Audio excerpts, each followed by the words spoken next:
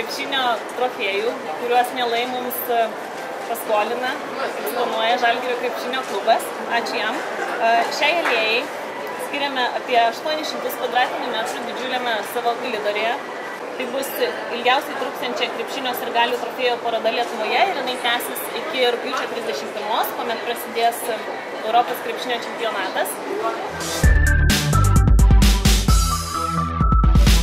Labai malonu, kad toks dalykas kaip Žalgirio alėja atsidaro būtent Akropolį, kadangi čia visą laiką daug žmonių, didelis judėjimas ir tikrai žmonės atvykę apsipirkti galės ir susipažinti, kurie nežino, kurie žino, tiesiog prisimint galės Žalgirio tą didžią istoriją, kur iškovota tikrai begalė trofėjų visokių ir mums patiems bus smagu būnant Akropolį praeiti pro taurės ir pasižiūrėti ir kažkokius tai prisiminimus gerus prisimint, kurie suteiks gerų emocijų.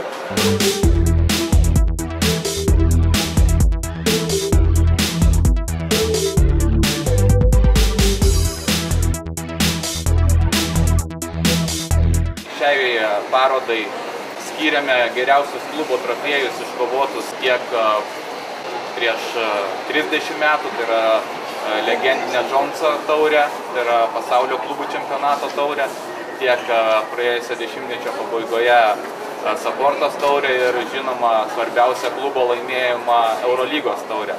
Kas dar svarbu šioje parodoje, kad ne tik Žalgirio klubas suteikė tuos trofėjus parodai, bet ir kiekvienas krepšinio gerbėjas turės savo namuose kažką tokio ypatingo, kokį nors trofėjų ar nuotrauką, galėjo ją suteikti šią ekspoziciją ir jomis pasidalino. Iš tikrųjų dėkojame tiems gerbėjams, kurie nepatingėjo ir iš savo spintų ištraukė ir atnešė šiai parodai trofėjų, nuotraukų, krepšininkų batelių ir netrukus galėsime juos visus apžiūrėti.